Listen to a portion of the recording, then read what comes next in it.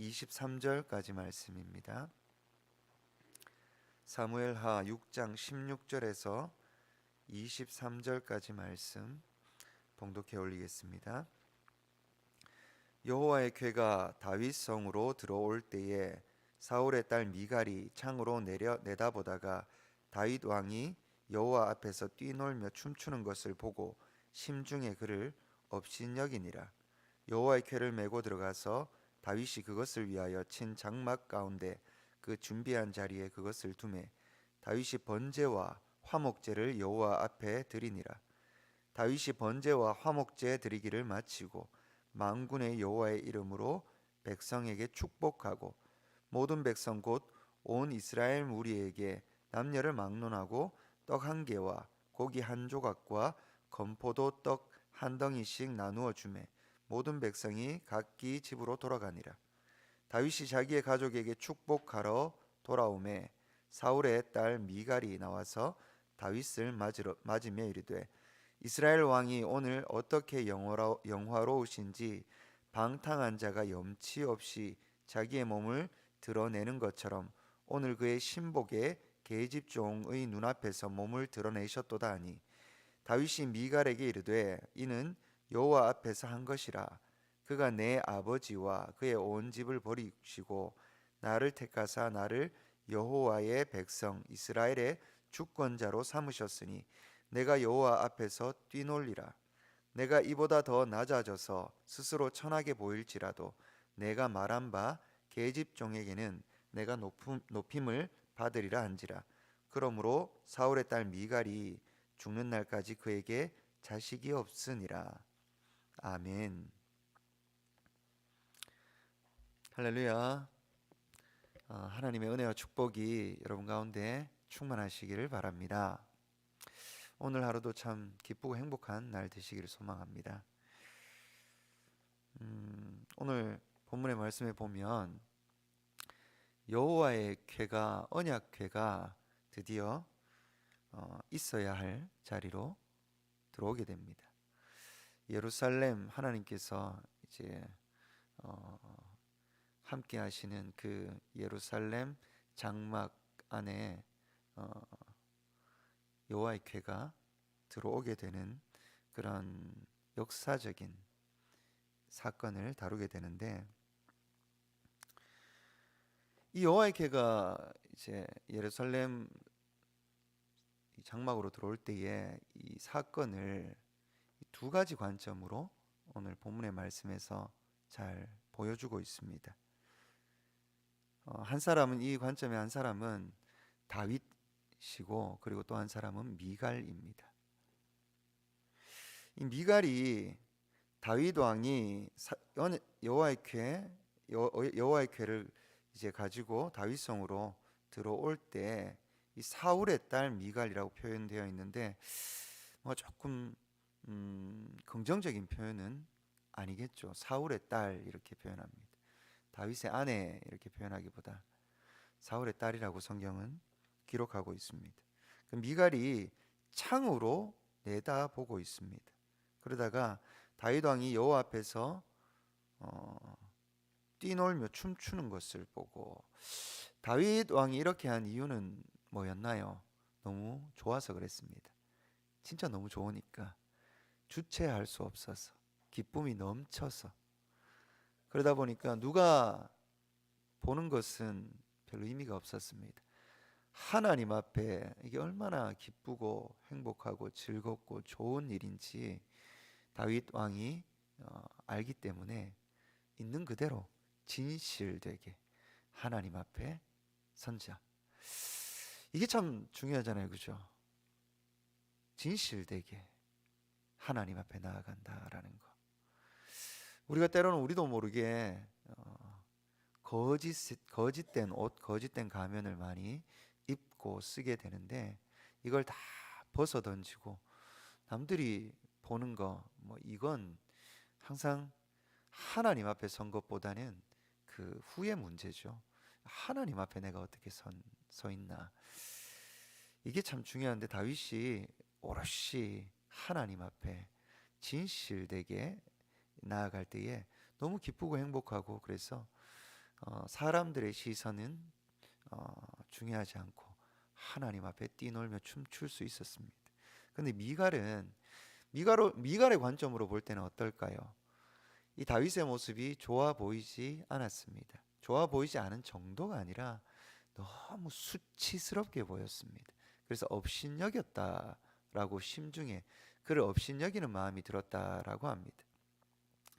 이게 굉장히 심각한 안 좋은 표현이거든요. 미갈과 다윗이 원래 어떤 관계였습니까? 사랑하는 관계였습니다. 참 좋은 관계였어요. 이 미갈이 사울의 위협 가운데 사울이 다윗을 죽이려고 할 때에 미갈이 다윗을 살리려고 애썼던 그러한 사건들도 있었지 않습니까? 그런데 이 두 사람이 참 좋은 관계였던 것으로 보여지는데 다윗도 어떻습니까? 아브넬이 이제 투항하려고 할 때에 이스라엘 이제 북쪽에서 남쪽 유다로 다윗에게로 투항하려고 할 때에 다윗이 내건 하나의 이 조건은 이 미갈을 데려오라라는 것이었습니다. 그래서 이 둘 관계가 참 좋았던 것으로 보이는데 오늘 본문에 보게 되면 문제가 있었던 것 같아요. 미갈이 다윗에게로 돌아왔을 때에 그는 어떤 마음이었을까, 어떤 상태였을까 이런 생각을 해보게 됩니다. 미갈이 좀 이해가 됐어요. 아, 그럴 수 있겠구나. 왜냐하면 참 미갈도 어려움을 많이 겪었지 않습니까? 우여곡절이 많아요. 왜냐하면 자기 아버지, 자기의 이 가족들이 죽음을 맞이하게 되는 비참한 죽음을 맞이하게 되는 것을 경험하게 됩니다. 그리고 이제는 다윗이 아니라 다른 사람의 아내로 또 살아가는 그러한 삶을 살아갑니다. 그러다가 또 다윗이 불러서 이제 다윗에게 왔는데 와서 보니까 다윗의 상황이 어떻습니까? 다윗의 아내가 굉장히 많아요. 원래는 그렇지는 않았는데 유다에서 굉장히 많은 아내를 얻었고 아들들도 많이 얻었습니다. 그리고 5장 13절에 보게 되면 예루살렘에 와서 또 아내들을 맞이하게 되고 아들들을 또 낳게 됩니다. 그런데 문제는 미갈은 아들이 없어요. 다윗의 사랑을 받고 싶고 다윗과 그 사랑 안에서 자기도 자식을 갖고 싶은데 그게 되지 않고 다윗과 함께하는 수많은 여인들을 보면서 자기는 외롭게 홀로 떨어져 있는 것 같고 사랑받지 못하는 것 같고 자기의 의미를 잃어버린 것 같고 누구를 바라보게 됩니까? 다윗만 바라보게 되겠지요. 자꾸 다윗 어떻게 하면 내가 다윗에게 더 사랑받을 수 있을까? 나는 어떻게 해야 될까? 이런 생각들이 그를 막 사로잡았을 겁니다. 그러다 보니까 그의 마음에 어떤 마음이 일어났을까요? 질투하는 마음, 시기하는 마음, 이런 마음들이 일어났겠죠. 그 막 부정적인 마음들이 일어났을 거예요. 그래서 그 마음의 문제가 뭐였을까라고 했을 때 오늘 본문 말씀 마지막 절에 보게 되면 그의 부정적인 마음이 막 이렇게 일어나고 거기에 사로잡히니까 결과적으로 이 성경의 저자는 그가 하나님 앞에 어떤 마치 저주를 받은 것 같은 표현을 쓰는 그런 대목이 나오는데 23절에 그러므로 사울의 딸 미갈이 죽는 날까지 그에게 자식이 없으니라. 문제는 자식이 없는 거였어요. 미갈의 마음에 자식이 없는 게 그를 사로잡아서 그를 분노하게 만들고 그의 마음을 자꾸만 하나님과 멀어지게 만들고 부정적으로 만들고 미워하게 만들고 시기하고 질투하게 만들고 거기에 사로잡히게 만들었던 거예요. 이런 모습을 어디서 볼 수 있었습니까? 그의 아버지 사울에게서 볼 수 있었습니다. 사울이 원래는 괜찮아 보이는 사람이었지 않습니까? 하나님 앞에서도 바르게 서려고 했던 사람인데 근데 그의 마음이 무엇에 사로잡혔습니까? 다윗에 대한 질투하는 마음에 사로잡혀 버렸습니다. 그 마음에 사로잡히자 하나님보다 거기에 더 집중하고 그러다 보니까 하나님 앞에 바로 설 수 없게 됩니다. 사람에게 집중하고 자기 중심적인 그러한 삶을 살게 되었던 겁니다. 이러한 삶이 그대로 그의 딸 사울의 딸이라고 오늘 표현하는데 사울의 딸 미갈에게 그대로 전해지게 되었던 겁니다. 모습은 형태는 좀 다르게 보일지 몰라도 그 구조가 똑같습니다. 사람에게 집중하였고 자기 중심적이었고 하나님과 멀어진 그의 삶을 보게 되면 너무나 안타깝습니다. 반면에 다윗은 오롯이 하나님께 집중했습니다. 하나님을 찬양하는데 부끄러워하지 않았습니다. 하나님께 예배 드리는데 다른 무엇도 그 마음 가운데 방해하지 않았습니다. 방해하지 못했어요. 저희가 드리는 예배, 저희가 드리는 찬양, 저희가 드리는 기도, 저희가 하나님 앞에 온전히 드리는 삶은 어떤가를 다시 한번 돌아보게 됩니다.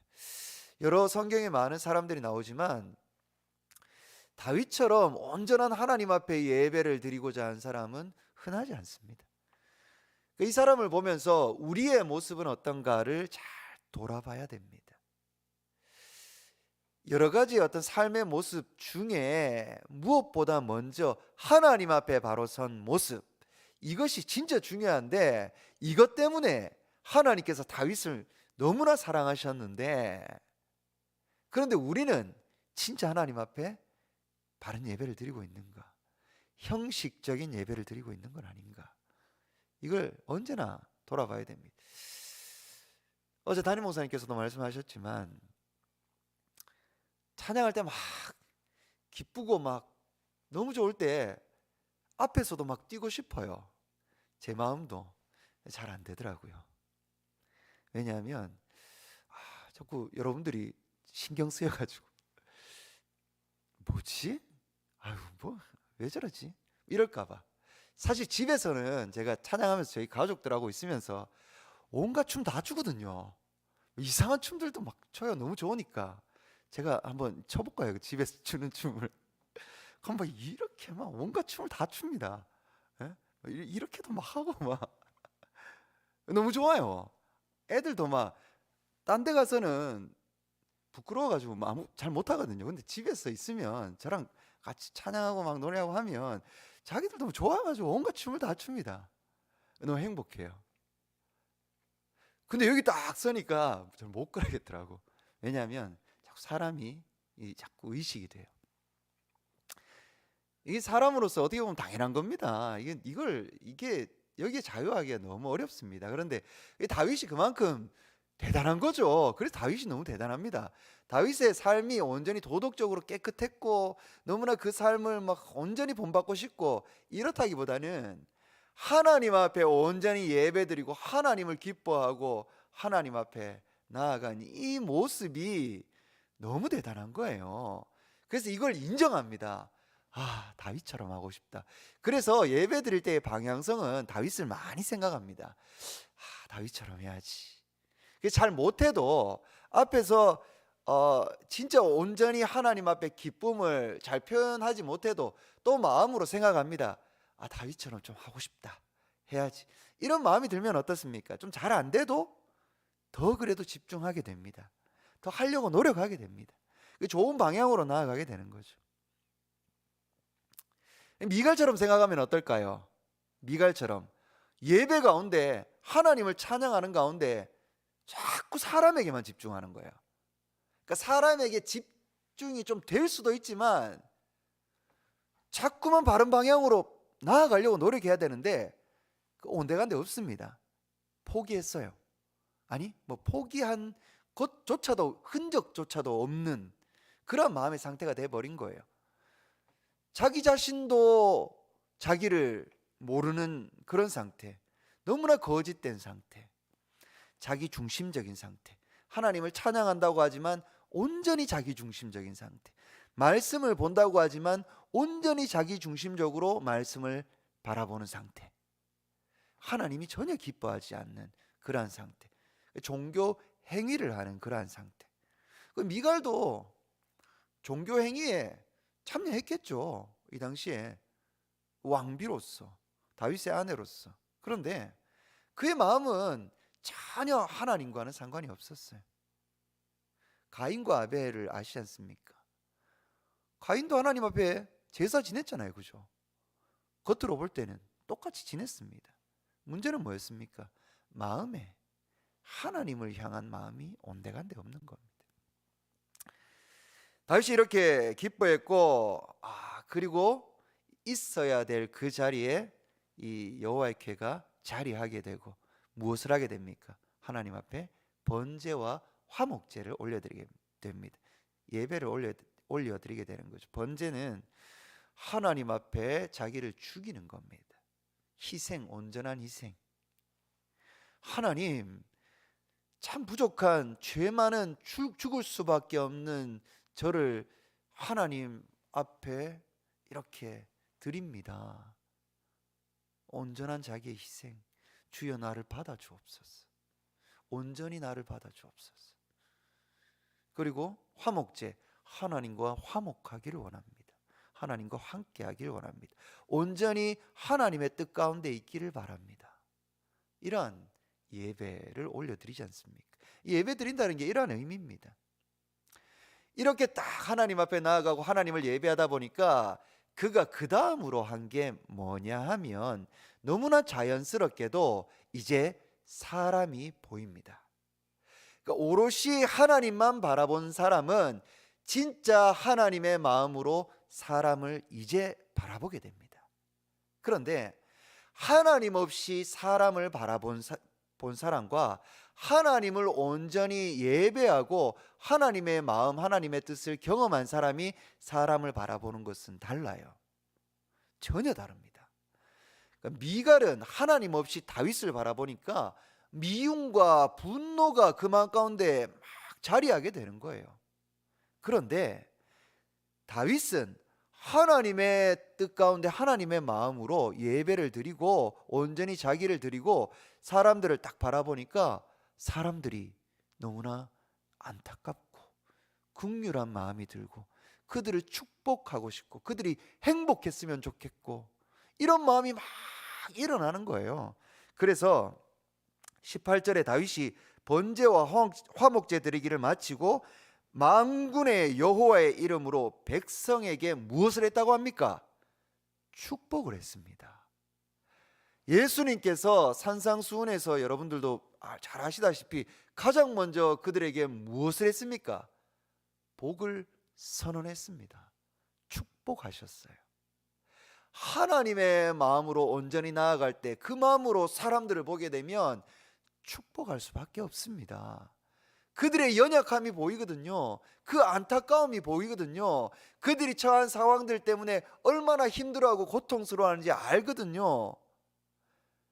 그들이 하나님의 자녀이기 때문에 그들이 온전히 바로 서야 되는데 그들이 행복해야 되는데 이런 마음이 불일 듯 일어나는 겁니다. 그러면 축복할 수밖에 없는 거예요. 우리도 우리 마음 가운데 하나님 마음이 있다면 우리가 그 마음으로 사람들에게 나아간다면 미워하는 마음이 우리 마음 가운데 자리하는 것이 아니라 축복하는 마음, 행복을 빌어주는 마음이 우리 마음 가운데 자리할 줄 믿습니다. 아멘. 그렇게 한 이 다윗이 그 다음으로 한 행동이 뭡니까? 이 참 중요합니다. 이 오늘 본문에 나오는 다윗의 이 모습들이 참 중요한데 그 다음으로 한 행동이 뭐냐면 19절에 모든 백성 곧 이스라엘 무리에게 남녀를 막론하고 떡 한 개와 고기 한 조각과 건포도 떡 한 덩이씩 나누어 주었다라고 합니다. 뭡니까? 함께 먹었다. 함께 먹었다. 우리가 이렇게 먹는 것에 대해서 참 무의미하게 생각할 수도 있지만 그냥 죽지 못해서 죽을 수 없으니까 뭐 어쩔 수 없이 배가 이렇게 차야 되니까 에너지를 공급해야 되니까 이렇게 먹는다라고 생각할 수도 있지만 이 먹는다는 것은 참 의미가 있습니다. 예수님께서 제자들과 마지막 함께 했을 때에 음식을 나누었던 것을 우리는 성만찬 이렇게 해서 그것을 기념합니다. 그 음식을 나누는 것이 참으로 중요한데 하나님 안에서의 그 하나님의 자녀들, 하나님의 백성들이 함께 모여서 서로 음식을 나눈다는 것은 우리는 하나님 안에 하나다라는 의미입니다. 백성들을 축복하면서 다윗이 어떤 마음으로 백성들에게 나아갔냐면 여러분, 저와 여러분은 하나입니다. 제가 여러분보다 더 높고 낮고 이런 의미가 아닙니다. 우리는 하나님 앞에 다 같은 존재들입니다. 우리는 다 하나님 앞에 백성이고 연약한 존재고 죄 많은 존재들입니다. 우리가 함께 하나님 앞으로 나아가야 됩니다. 이러한 의미가 이 음식을 나누는 것에 포함되어 있는 겁니다. 그렇죠? 우리가 음식을 함께 나눌 때에 이러한 마음으로 함께 나누는 겁니다. 서로 사랑하는 마음으로 나누는 겁니다. 이랬을 때에 이러고 나서 이제 다윗이 자기 가족에게도 축복하기 위해서 들어옵니다. 들어왔을 때에 문제가 일어납니다. 이 미갈을, 다윗은 이렇게 좋은 하나님의 뜻 가운데 참 좋은 의도로 백성들과 함께하고 하나님 앞에 예배드리고 백성들과 함께하고 돌아왔는데, 미갈은 그 시간에 뭘 하고 있었습니까? 분노하는 마음으로, 분노하는 생각으로 부글부글 끓고 있었던 거예요. 이 두 사람이 딱 만납니다. 문제가 일어날까요, 안 일어날까요? 일어나겠지요. 어떤 문제가 일어나냐면, 여기서도 이렇게 표현합니다. 사울의 딸 미갈이라고 표현합니다. 문제가 있다는 이 표현이에요. 사울의 딸 미갈이 나와서 다윗을 맞으매 이르되 이스라엘 왕이 오늘 어떻게 영화로우신지. 어떤 느낌이 듭니까? 이 표현에서 비꼬고 있잖아요, 그죠? 마음에 분노가 자리했다는 게 여실히 드러납니다. 어찌나 영화로우신지. 방탕한 자가 염치 없이 자기 몸을 드러내는 것처럼 오늘 그의 신복의 계집종의 눈앞에서 몸을 드러내셨도다 라고 비난합니다. 그 분노를 표현합니다. 왕에 대한 존중 이런 것들은 없습니다. 그를 욕하고 있는 거예요. 방탕한 자가, 이게 정신이 나간 사람, 이런 표현입니다. 정신 나간 사람은 어떻습니까? 막 사람들 안중에도 없잖아요, 그죠? 주변 사람들 안중에도 없이 자기 마음대로 행동을 하는 겁니다. 미갈이 볼 때 다윗이 그랬습니다. 정신 나간 사람이었어요. 그러니까 정신 나가서 사람들이 안중에도 없게 보였습니다. 근데 사실은 뭡니까? 하나님께 집중하니까 하나님만 보였던 거예요, 그죠? 그래서 마치 미갈은 정신 나간 것처럼 보였던 거예요. 뭐 그렇게 보일 수도 있죠. 하나님만 바라보고 너무 기뻐하니까 사람들의 시선에서는 정신 나간 사람처럼 보일 수도 있겠죠. 염치 없이 자기 몸을 드러내는 것처럼 얼마나 이게 심각한 문제였냐라고 하냐면, 오늘 그의 신복의 계집종, 그러니까 가장 미천한 사람들의 눈앞에서 수치를 드러냈다. 너무 천박한 행동이었다. 이런 표현인 거예요.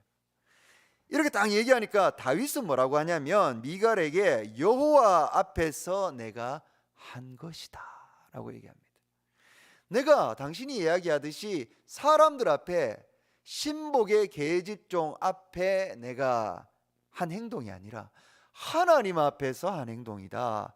전혀 부끄럽지 않다. 너무 기쁘고 감사하고 행복하다라는 거죠. 여호와의 앞에서 한 것이라, 좀 그런데 좀 좋은 표현을 쓰면 좋았을 것을. 그러니까 이 부부 사이의 관계에 대해서는 사실 아무도 모르잖아요, 그죠? 그 다윗과 미갈의 관계에 대해서, 이 부부 사이의 관계를 저도 모르고 여러분들도 정확하게 잘 모릅니다. 어떤 스토리가 정확하게 있는지는. 뭔가 문제들이 있었는데, 그런데 제가 볼 때 좀 언어를 조금 더 낮게 표현하면 좋았지 않을까 싶은데, 다윗은 이렇게 표현합니다. 그가 내 아버지와 그의 온 집을 버리시고 나를 택하사. 그러니까 사울 왕, 당신의 아버지를 버리고 나를 택하사 나를 여호와의 백성 이스라엘의 주권자로 삼으셨으니 내가 여호와 앞에서 뛰놀리라. 이 문자적으로 딱 보니까 이 조금 상처받는 말인 것 같은데, 여러분은 안 그러세요? 부인이 막 너무 화나 있는데 남편이 와가지고 맞는 말이긴 하지만 이렇게 딱 얘기하면 좀 기분이 안 좋을 것 같지 않습니까? 그렇죠. 근데 이게 정확한 건 잘 모르겠어요. 이 표현이 어떻게 다윗이 실제로 표현했는지, 이게 또 말마다 어떤 방식으로 표현하냐에 따라 또 다르지 않습니까?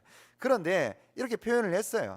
이스라엘의 주권자로 삼으셨으니, 이거를 실제로 이제 원어에서 보게 되면 주권자, 그 주인된 권세, 나라의 주인된 권세, 이런 표현, 왕의 표현이라기보다는 지도자의 표현으로 사용되는 게 맞습니다. 그러니까 지도자의 표현으로 표현했어요. 하나님께서 나를 이스라엘의 지도자로 삼으셨다. 그러니까 지도자라는 것은 이렇게 지도하는 거지 않습니까? 바르게 갈 수 있도록, 사람들이 바르게 갈 수 있도록 지도하는 역할. 주권자라는 것은 나는 주인이다, 내가 주인이다 라는 그런 표현인데, 보다 정확한 표현은 지도자라는 표현입니다. 다윗에게 이 이스라엘의 주인은 누구셨습니까? 하나님이셨어요.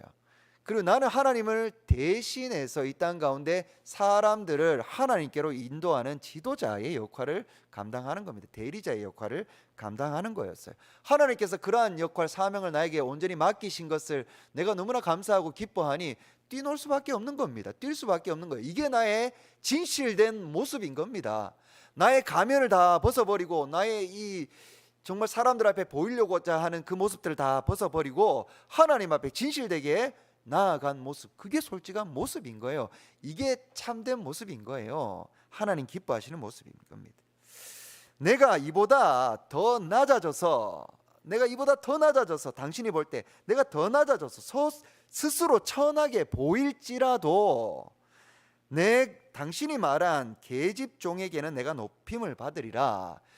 이 다윗이 정말 하나님 앞에 온전히 나아가고자 하니까 하나님 주신 지혜가 있었던 것 같아요. 이게 참 이 당시에는 더 깨닫기 어려웠을 것 같은데, 그러니까 이 낮아짐의 비결, 낮아짐의 비밀을 명확하게 알고 있었던 것 같아요. 그러니까 이게 머리로는 알 수 있지만 겉으로 삶으로 드러나기가 쉽지가 않거든요. 진짜 낮아질 때에 온전히 하나님께서 높이신다는 것, 이것을 머리로는 알아도 실제로 잘 안 되잖아요, 그죠? 그래서 미천한 자리에 앉기가 어렵습니다. 누구나 다 그리스도인이라면, 교회 다닌다면 낮아지면 하나님 높이신다는 것을 알아요. 그런데 이것을 삶으로 온전히 살아내는 것이 어려운 거예요. 어떻게든 높아지려고 합니다. 다윗은 이 비결을 온전히 진짜 알았던 거예요. 머리로만 안 것이 아니라 자기의 삶으로 온전히 깨닫고 느꼈던 거예요. 그래서 당신은 계집종에게 내가 그렇게 수치를 당했다고 하는데, 아니, 내가 낮아지면 하나님께서 나를 높이시고, 그리고 결국에는 당신이 말한 그 계집종에게도 내가 높임을 받을 거다. 낮아지는 사람을 통하여서 사람들은 행복을 느끼게 될 거다. 내가 낮아지면 사람들은 더 행복하게 된다라는 것을 알고 있었어요. 자기가 높아지게 되면 내가 뭔가 대단해가지고 이게 행복한 것 같지만 오히려 사람들은 불행하고 나도 불행하게 되는 거예요. 그런데 내가 낮아지면 하나님께서 나도 높이시고 나도 행복하고 다른 사람들도 행복하게 하신다는 거예요. 이걸 알고 있었던 거예요. 이것을 이야기하고 있는 거예요. 저와 여러분들도 이런 마음으로 살아가기를 원합니다. 내가 죽으면 하나님께서 드러나시고, 내가 죽으면 우리가 행복하고, 내가 희생하면, 내가 헌신하면 함께 행복해질 수 있다는 것. 이게 우리 마음 가운데 머리로만 아는 것이 아니라 우리의 삶으로 온전히 느껴져서 이러한 삶을 살아낸다면, 우리의 삶을 통해 하나님 얼마나 기뻐하실까. 그리고 우리가 온전히 하나님 앞에 진실되게 나아간다면, 그러니까 순서대로 결론을 내리겠습니다. 우리가 하나님 앞에 진실되게 나아가고자 하는 그러한 모습, 그리고 이 모습을 통하여 드려지는 예배, 그리고 이 온전한 예배를 통하여서 우리가 삶의 자리로 나아갔을 때에 우리가 사람들과 함께하는 그러한 공동체 안에서의 그 복된 모습, 축복을 선언하는 그러한 우리의 모습을 통하여서, 우리의 그리고 겸손한 모습을 통하여서 하나님 기뻐하시고 하나님께서 높여주시고, 나만 높여주시는 게 아니라 우리를 모두를 행복하게 만들어 가실 그 하나님의 나라를 바라보면서 감사하고 기뻐하는 그런 저와 여러분들 되시기를 간절히 소망합니다. 기도하겠습니다. 하나님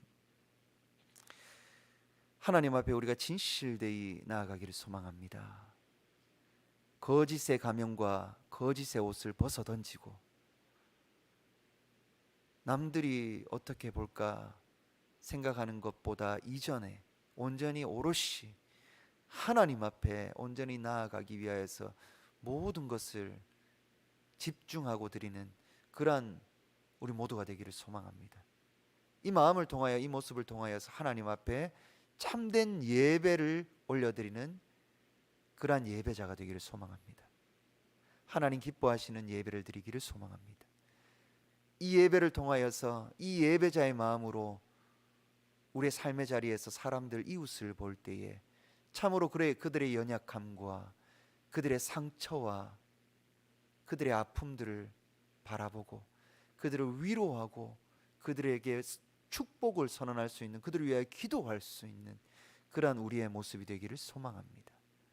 그래서 참으로 우리 스스로를 낮추고 헌신하고 희생할 때에 하나님께서 높여주시고 우리가 하나님 나라로 더 한 걸음 한 걸음 나아간다는 이 놀라운 사실을 분명하게 깨닫고 살아갈 수 있도록 주여 도와주옵소서. 이 시간에도 하나님 앞에 기도하는 많은 제목들이 있습니다. 하나님께서 온전히 하나님의 뜻 가운데 이루어 주시기를 간절히 소망합니다. 오늘 하루도 하나님 앞에 온전히 올려드리며 감사드리며 걸어가신 예수님 이름으로 기도합니다. 아멘. 주님 가르쳐 주신 기도로 예배를 마치겠습니다.